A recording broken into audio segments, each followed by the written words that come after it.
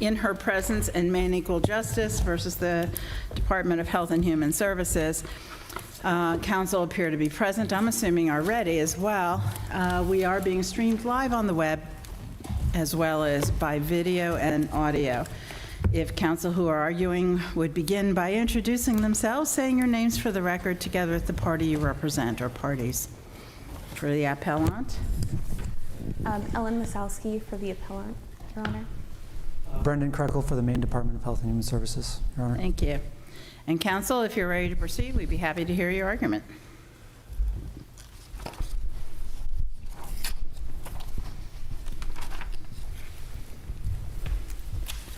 Chief Justice Stanfill, Associate Justices, may it please the court. My name is Ellen Masalsky and I represent the appellants in her presence and Maine Equal Justice. The Department of Health and Human Services is denying transitional services to non-citizens. These are services the legislature intended to provide on equal footing to all TANF participants as a critical step towards economic self-sufficiency. This court should reverse the Superior Court's decision because first, transitional services are a part of Maine's TANF program. They are not a separate program. And second, regardless of whether transitional services are classified as a TANF program, the legislature affirmatively provided these services in accordance with federal law. The department's rule violates the TANF statute and contradicts the very purpose of the program. Maine's TANF program is a multifaceted system designed to assist low-income families. The goal of this program is to help families transition from welfare to work and become economically self-sufficient. Transitional services are a fundamental feature of this program. When families receive TANF cash assistance, all parents, including non-citizens, receive transportation and child care assistance so that they can attend education and workforce training. Then, if you're a U.S. citizen or a qualified alien, once you become employed and are no longer eligible for cash assistance, the department continues to subsidize those costs through transitional services so that parents can afford to go to work. But for non-citizens, those services are cut off at the very moment that parents need them the most. This sets families up for failure, and it is not what the legislature intended. As a result, families may end up in a worse financial position than before they were employed, and they may have to leave employment and reapply for cash assistance. For this reason, transitional services are necessary to carry out the policy of Maine's TANF program, and they're particularly important for the population we are talking about. Non-citizens face the greatest barriers to getting a job and maintaining employment. The legislature wisely included transitional services in the state's TANF program and directed the department that it shall provide these services to families who previously received TANF assistance and became ineligible because of employment. Transitional services are a part of the TANF program. They are included in Chapter 1053B, the chapter about the TANF program, and within Section 3762, which establishes the TANF program. They are not generally available to anyone who needs assistance with the costs of childcare and transportation. They are specifically provided to TANF program participants. In Section 3762, 3B2, the legislature provided that certain categories of non-citizens are eligible for TANF assistance. And then in subsection 8, the legislature provided transitional services to TANF program participants who move off cash assistance. In other words, the legislature identified a group. Counsel, I see the green light is on. What deference, if any, is the department's interpretation of the statute and its rules entitled to here? Your Honors, here, the department's interpretation is not entitled to deference because the statute is clear on its face. So you think Section 37628 is unambiguous? I do believe it's unambiguous, Your Honor. What hold on one second.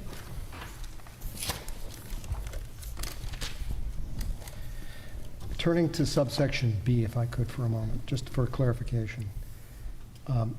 Is a participant in the Aspire-TANF program, is that a separate program from TANF generally? Or is it a subset of TANF? So, Your Honor, the Aspire program is a program that provides workforce training and education Right. services, along with cash assistance. So they are part of the TANF program, but Aspire is a subset of that program. So would you agree then that subsection B, let's say we agree with you that the statute is unambiguous, that subsection B provides only those participants who are participants in the Aspire-TANF program to transitional transportation services, and not others who are in the TANF program but who are not availing themselves of Aspire? Well, Your Honor, Services. all TANF participants are required to participate in the Aspire program. So they would be the same group of people that we're talking about. Okay. Can I turn you to the issue of standing? Yes, Your Honor. My understanding is that you are not asserting individual standing, that the organization has organizational standing independently of their own right, both in her presence as well as Maine Equal Justice. Is Yes, that right? that's correct, Your Honor. We've not done that, have we? Well, Your Honor, in Halfway House, this court established that there are a variety of groups who have standing. It's not just limited to the population who's immediately subject to the regulations. So I believe this court has acknowledged that there are a variety of groups who can have standing. And in Article 3 courts, federal courts with a higher, more rigorous test for standing have found that organizations in similar situations to this one today have had standing in their own right. Well, the test, as I understand it, if you will, for standing, would be that there has to be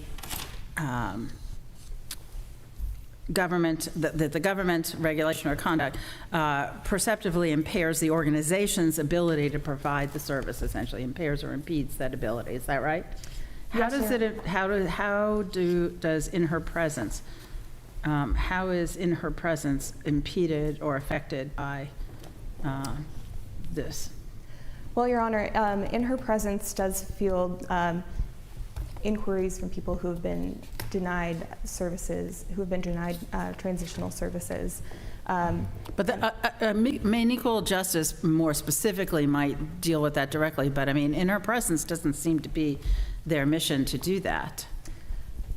Well, Your Honor, I mean, I get calls from people who ask me all kinds of questions. It doesn't mean it doesn't really fall in my job. right, Your Honor, I understand that the harm to in her presence is less direct than the harm to Maine Equal Justice, and the Superior Court correctly determined that if the court finds that one plaintiff has standing, it need not reach the others. However, in her presence's mission is interrupted by these transitional services not being provided, because many families have to work multiple jobs in order to make ends meet. They don't have time to attend in her presence's programming because of that. So in her presence isn't able to provide services to as many people as it would reach if they were provided transitional services. Counsel, can I take you back to subsection 8?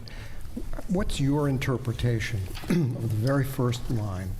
The department shall administer a program of transitional support services in accordance with, it cites 2 federal statutes and this subsection.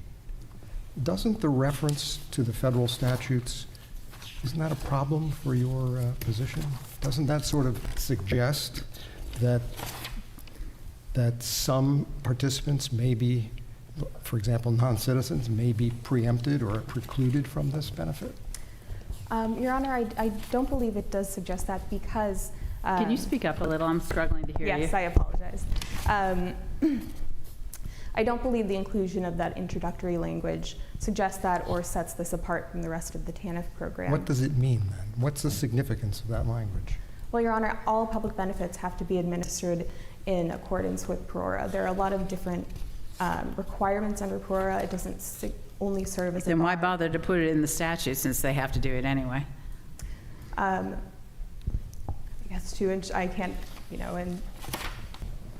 I guess to ensure compliance with PRORA. I don't think that it is empty language. I think it has meaning, but I think its presence here doesn't set off this program from the rest of the TANF program. This language is also included at the beginning of the Aspire program language. What about the reference to this subsection, Superior Court seemed to focus on that and say that essentially subsection 8 is establishing its own set of criteria, and it does not have the same affirmatively provided benefits for non-citizens.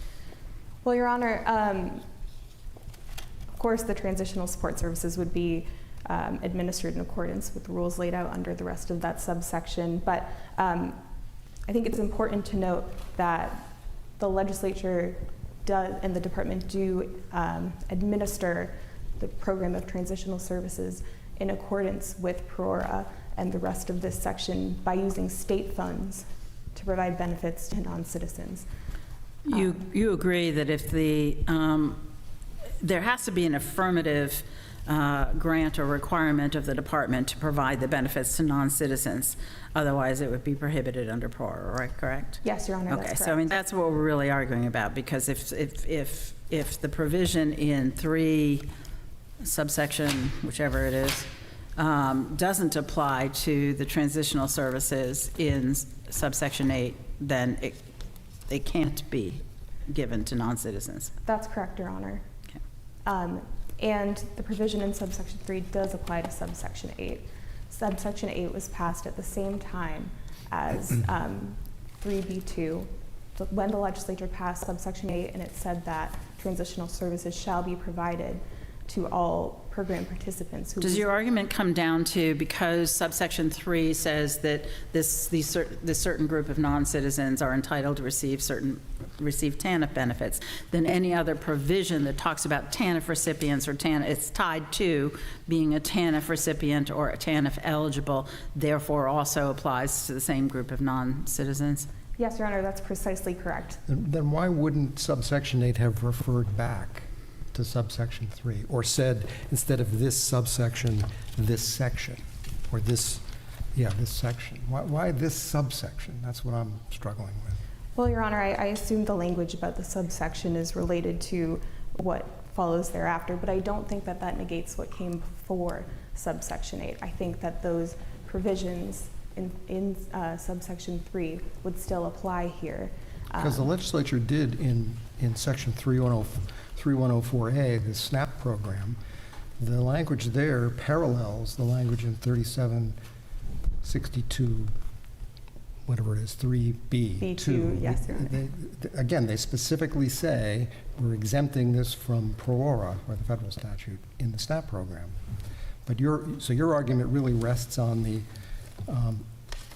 notion that all of the programs that are referenced in 3762 are part of the TANF program. I don't think that it requires a determination that they are part of the TANF program. While I do believe that transitional services are a part of the TANF program, I don't think that's determinative of this issue. Okay, thank you, counsel. Thank you. And Mr. Kreckel.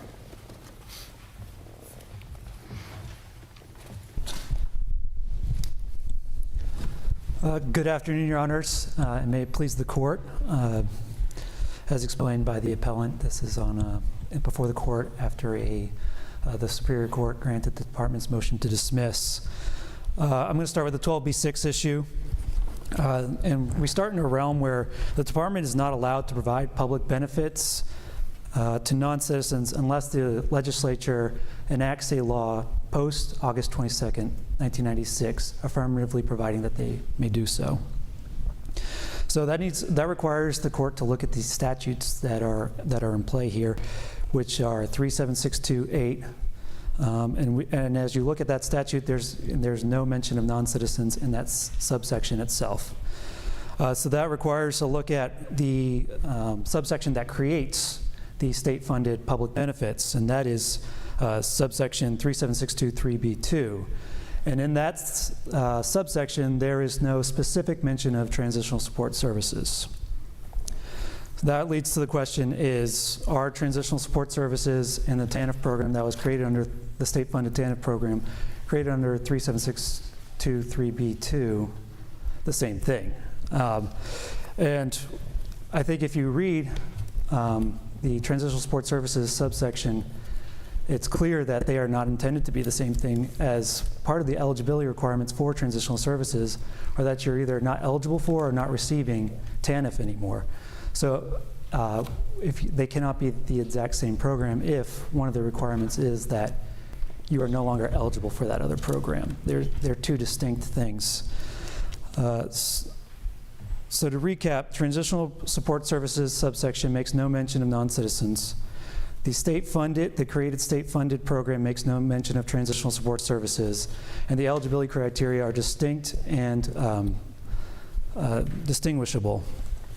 And finally, the department interpreted these programs through a MAPA adopted rule, and has been administering this program for 20 plus years, and the legislature has made no legislation to correct the department's interpretation, and the department believes that that allows for legislative acquiescence to come into play in this textual analysis. I have a couple of questions for you. Absolutely. I was going to open up for questions. Jumping the green. Let's go for it. Sorry, I thought you said you were done. I'm done. Okay, now you are done. Okay.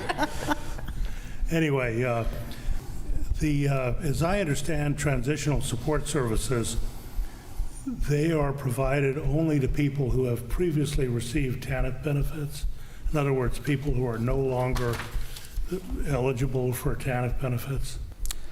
That is about 90% correct, and you would have been correct Okay. 100% 2 years ago. They created a new program that no longer requires losing eligibility for TANF.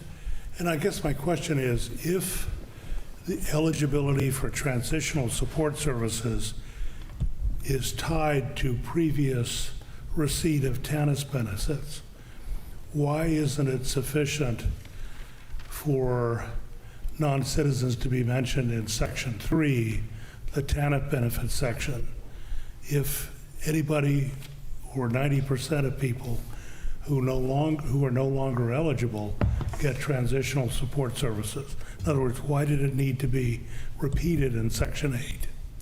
I don't know if it needed to be repeated in Section 8, but it needed to be affirmatively provided in accordance with PERORA, which would be Title 8 of But the it United is States Code. affirmatively provided with respect to TANF benefits. Agreed, and the department provides those And benefits. if the legislature wanted the department to offer transitional support services to anybody who has been on TANF benefits is no longer eligible, why wouldn't it be why wouldn't the two be tied together? I guess is the question. I think that's a policy consideration for the legislature, and they are more than free to change But the aren't statute. you really putting a gloss then onto Section 3762, subsection 8, where it says under subsection B, the department shall provide limited transitional transportation benefits to Aspire TANF program recipients who lose eligibility for TANF assistance due to employment, et cetera. There are some non-citizens who lose eligibility for TANF assistance due to employment. Isn't this clear? You must provide transitional transportation benefits to those people. And I think that where it comes into foul there is that we're still operating in that area where the default setting is non-citizens aren't allowed to receive public benefits, and that's Except from the that federal they government. are allowed to, non-citizens may very well be Aspire TANF program participants who lose eligibility for TANF assistance. And that's- Why does it need to be repeated if they're saying, we've already told you these people, non-citizens can receive these benefits, so this is what happens when they lose those benefits? And I think that's correct, and I think that's the affirmative statement is what's missing there. That seems pretty affirmative to me. The department's been told by the legislature to run two programs. One of those programs, they've been given the affirmative statement for the exemption from the federal ban. The other program, they have not been given that. Well, then, let me ask you a related question. Are SNAP benefits TANF benefits? They are not. Okay, so that when there is a separate authorization for non-citizens to receive SNAP benefits, this argument whether right or wrong, about somebody who's TANF eligible wouldn't, or who receives TANF wouldn't apply. It's really a separate, I know there's a great deal of overlap, but it's really a separate program. Correct, and as stated earlier, 3104A provides for SNAP, state-funded Right. SNAP, and then I believe 3174 triple F provides for individuals under 21 state-funded Medicaid. So if the statute provides specifically, whether for SNAP benefits or TANF benefits, the use of state funds for non-citizens, do all of the provisions with regard to those benefits apply to those people, or are they somehow not subject to all the same rules and regulations as any other TANF recipient with regard to notice, with regard to, changes in eligibility, et cetera? Those would apply, Your Honor, because those are part of administration of the TANF program. The transitional support services are post-TANF program. I understand. They are designed to curb that cliff effect. I can't speak to why the legislature has not affirmatively provided non-citizens with those services. Well, you say you can't speak to it, but one of the things we're supposed to look at in interpreting a statute is the purpose of Right. the statute. So what would be the purpose of the legislature giving them temporary but not transitional benefits? It could be in consideration of the 5-year limit on TANF, that they don't want individuals to continue. Their immigration process sort of should have played out. That maybe they thought, I was obviously guessing, this isn't based on legislative history or anything, I'm guessing the immigration process may have played out, and they are now receiving federal TANF, and they would be eligible for transitional support services by the time that their immigration status is updated while they were receiving that state-funded TANF. Let me ask it a different way. So if I look at 3762, there are other subsections that also talk about what the department will do and should do. And I understand it's not an administration of a program, but for example, subsection 5, the department shall assist parents who receive TANF assistance to move as quickly as possible into employment. I assume that applies to non-citizens who receive TANF benefits as well as citizens? That's correct. Okay. It doesn't say that you're supposed to help non-citizens in that provision? Well, that is a provision that applies while they are eligible for the TANF program, not a post-TANF program. Is that the same, is that the same with respect to all of the subsections in subsection B? Benefits to two-parent families with children using the same eligibility requirements, providing assistance for needy children 19 to 21. Are those all TANF benefits? Which section are you referring to, Your Honor? I'm referring Sorry. to section 3762, 3B, and then there's a series of subsections, 3, 4, 5, 6. None of those 3, 2. mention non-citizens, but aren't they part of the TANF program as well? Well, if the department has determined that if you are eligible for TANF, then all those subsections still apply. The problem with transitional support services is that one of the requirements is that you're not eligible for TANF. What about 3788, which requires DHS to provide written notice to all applicants for or recipients of TANF program regarding the range of education, employment, and training opportunities and the types of support services, including transitional support services, available under the Aspire TANF program?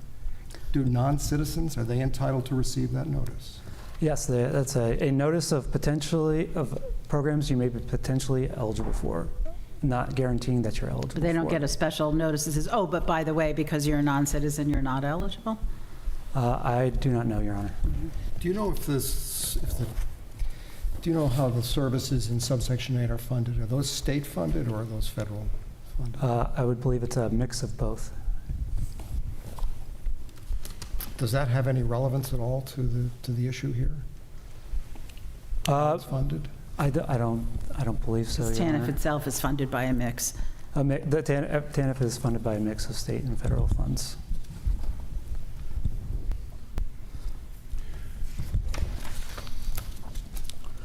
You have a few minutes. You want to be heard on the standing issue? I don't think I would provide any new and enlightening positions that are not already contained in the brief, Okay. Your Honor. I just have one final it may not be the final question.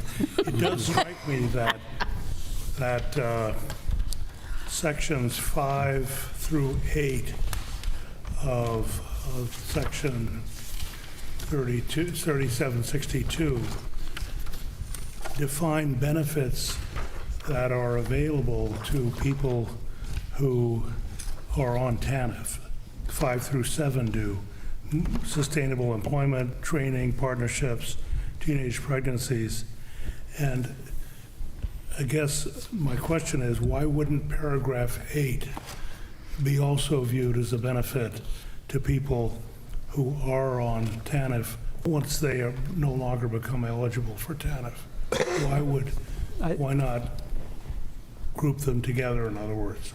I would say that's because of the introductory language, the fact that it has distinct eligibility criteria, and that it used to include a provision for transitional Medicaid, which is also not TANF. It was part of the transitional support services that were in this chapter.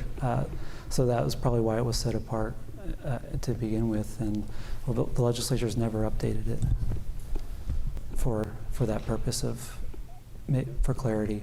And I think that's sort of where we lie, and we're in an unclear position, and the federal statute is clear that it requires an affirmative statement that makes non-citizens eligible for public benefits, otherwise they're ineligible, and that's sort of what the position that the department's left in it at the end of the day. Is it your position that if we find this statute unclear, ambiguous, you win because we defer to your interpretation?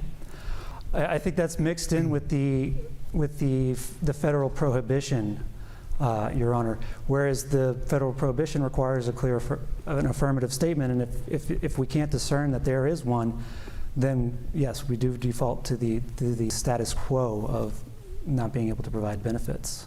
But is deference really warranted here? This is not a case of really deferring to the department's expertise. This is a question of interpreting federal law and state statute. Well, I think the department would get deference because it's the administration of the TANF program that the department administers, and how they administer it, whether they view it as one singular program or whether they view it as multiple programs. They're the ones. Well, I'm going to push back on that a little bit. You think the department is entitled to deference on how they administer it if the statute is clear that it says something different than that?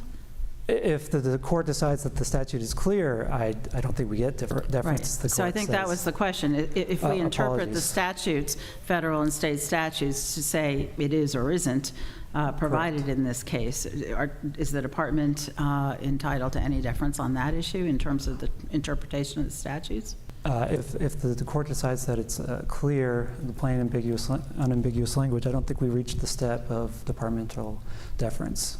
And it's your position that the statute is clear, but in the favor of your interpretation, but if it isn't clear, we still defer to your interpretation. That's correct, Your Honor.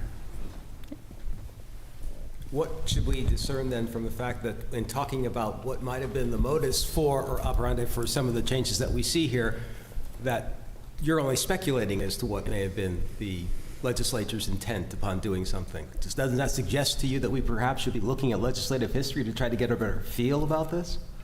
That's possible, Your Honor. I've looked at the legislative history. I'm going to finish this answer. Please. Yes. I've looked at the legislative history. I was unable to ascertain direct evidence or suggestion indications of what the legislature was thinking at that time, other than that they were updating to comply with federal law. There is often no evidence of what the legislature is thinking, I think. Yes. All right, thank you, counsel. Probably shouldn't have said that in light of the next case, huh? That was the Chief Justice, for the record. Speaking from a pure statutory interpretation point of view. Your Honors, the structure of the statute and the legislative history, the limited amount that is available, indicate that transitional services are a TANF program. But do you agree that if we find that this is ambiguous, that we need to defer to the department's interpretation? Your Honor, the department's interpretation would only be entitled to deference if it is reasonable and if the statute doesn't compel a different result. The department's interpretation in this case is not reasonable because it contradicts the purpose of the TANF statute, which is to provide people a pathway from welfare to work. Well, you're saying not just the purpose, but the actual language. In other words, that the subsection says that they shall provide these services to people who are or lose TANF eligibility, Yes, which Your Honor, includes exactly. non-citizens as a result of subsection 3. Yes, that's correct. The language of the statute. So you're saying that if the language is ambiguous, but it's still part of our first step analysis, we look to the purpose in trying to figure this out. And if we find that the purpose would, your interpretation, then we don't get to the deference step for the department. Yes, Your Honor, and the court could look to legislative history as well, and the fact that these two provisions were passed at the same time as the legislature was creating a TANF package, which they were instructed to do by Congress, which had incentives and training programs. Transitional services are a key part of that package, and so that indicates that they are indeed a part of the TANF program. Am I correct in understanding that the assistance that is provided in subparagraphs 5, 6, 7 of section 3762, meaning sustainable employment, training, partnerships, teenage pregnancies, et cetera, those are separate from actual TANF benefits, are they not? Well, Your Honor, the training and these types of programs Well, that we would they're follow. over and above actual TANF benefits, right? Yes, Your My Honor. point is that transitional support services are similar, meaning they are something that the department is required to offer beyond actually providing Cash benefit. Financial assistance. payments, TANF payments. Yes, Your Honor, they're separate from that financial assistance, and that's in part why I think it doesn't, our argument doesn't fail if the court doesn't consider transitional services to necessarily be a TANF program, because it all comes down to that affirmative grant. Thank you, counsel. Thank you, Your Honors. Thank you for your presentations here this afternoon. As is our usual practice, however, we will take the matter under advisement and issue a written decision in due course.